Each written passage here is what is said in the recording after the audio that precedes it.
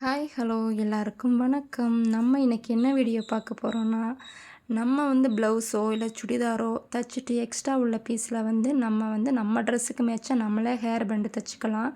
நம்ம வந்து ஒரு ட்ரெஸ்ஸு போட்டோம்னா, அதுக்கு மேட்சா நம்ம ஹேர் பேண்ட் வாங்கணும். அது சில பேருக்கு கிடைக்கும், சில பேருக்கு கிடைக்காது. அப்படியே கிடைச்சாலும் அது ஒரு ரூ. 10க்கு குறைஞ்சு கிடைக்காது. அதுக்கு நம்மளே ஈஸியா நம்ம எந்த செலவும் இல்லாம அதே துணியில நம்மகிட்ட இருக்கிற துணியிலேயே வச்சு நம்ம தச்சுக்கலாம். இப்போ நான் வந்து நீளம் 20 இன்ச்சும் அகலம் 4.5 இன்ச்சும் எடுத்து கட் பண்ணி வச்சுருக்கிறேன்.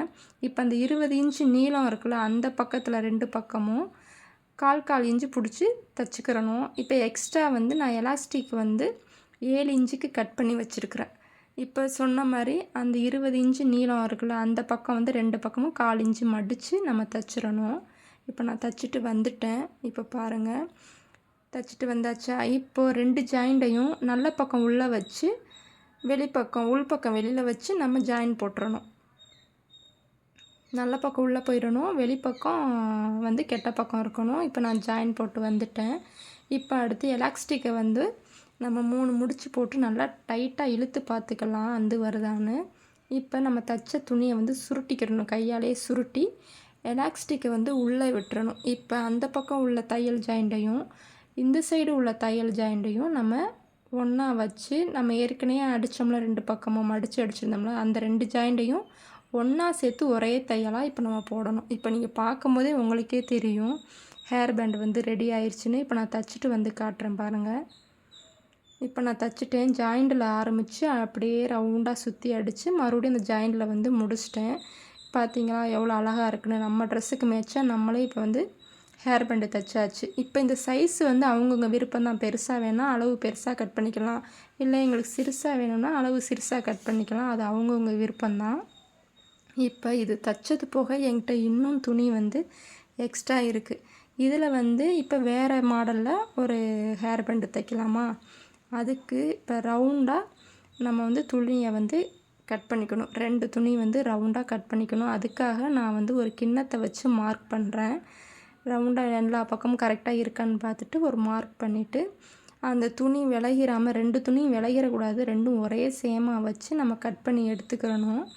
2 துணியும் வந்து விலகிடக்கூடாது, கரெக்டாக வச்சு கட் பண்ணி எடுக்கணும்.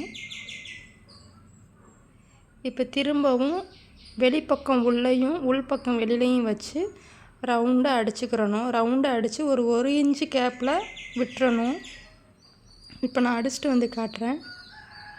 இப்போ நான் வந்து தச்சுட்டு வந்துட்டு இப்போ 1 இன்ச்சு கேப்பில் இடம் வச்சுருக்கேன். அது வழியாக வந்து உள்ளதை வந்து வெளியில் கொண்டு வரணும். உள்பக்கத்தையும் வெளிப்பக்கமும் திருப்பி விடணும். திருப்பி விடும்போது ஒரு விரலை உள்ளே விட்டு நல்லா அந்த ரவுண்டெல்லாம் நல்லா எடுத்து விடணும். அப்போ தான் அழகாக நீட்டாக இருக்கும்.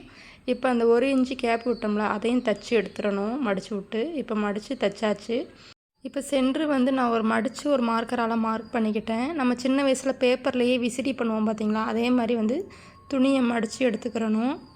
அப்படி மடிக்க தெரியாதவங்க வந்து கை ஊசியில் வந்து நூலை கோர்த்துக்கிட்டு ரன்னிங் ஸ்டிச் நம்ம பண்ணோம்ல, உள்ளே கொடுத்து வெளியில் எடுத்து உள்ளே கொடுத்து வெளியில் எடுத்து அந்த மாதிரி நம்ம தச்சு எடுத்துகிட்டு இழுத்தோம்னா ஒரு சுருக்கு வரும்.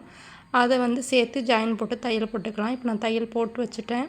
நம்ம வீட்டில் வந்து இந்த மாதிரி ஹேர் பேண்ட் வந்து இருக்கிறதுக்கு வாய்ப்பு இருக்குது. அப்படி இருந்தால் கூட ஒரே கலரில் நமக்கு கிடச்சிச்சின்னா அந்த மாதிரி ஜாயின் பண்ணி தச்சு விட்டோம்னா இது ஒரு மாடல் அழகாக இருக்கும்.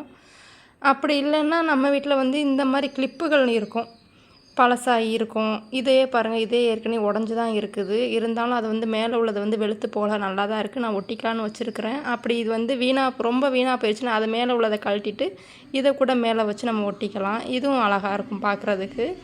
பாருங்கள், ஒரே இதை தான் நம்ம வந்து பல விதமாக நம்ம யூஸ் பண்ணிக்கலாம். இது மேலே வந்து ஒரு கட்டுற மாதிரி பட்டனோ இல்லை ஒட்டுற மாதிரி பட்டனோ ஏதாவது ஒன்று ஒட்டிக்கிட்டோம்னா நல்லாயிருக்கும். இப்போ எங்கிட்ட பட்டன் இல்லாதனால ஒரு கிளிப்பு வச்சு நான் காமிக்கிறேன். இது வந்து சும்மா நான் காமிக்கிறது தான். ஒரு பட்டன் வச்சா எப்படி இருக்கும் அப்படிங்கிறத நான் வச்சு காட்டுறேன், அவ்வளோதான். அப்படி இல்லைன்னா வந்து இந்த மாதிரி ஒரு கிளிப் இருக்கும் பார்த்தீங்களா, இதுவும் பிஞ்சு போனது தான். இதையும் வந்து தூக்கி போட எனக்கு மனசு வரல. ஒரு கம் போட்டு அந்த ரோஸை ஒட்டினோம்னா இதுவும் வந்து யூஸ் பண்ணிக்கலாம். அதனால் நான் வந்து இதை தூக்கி போடலை.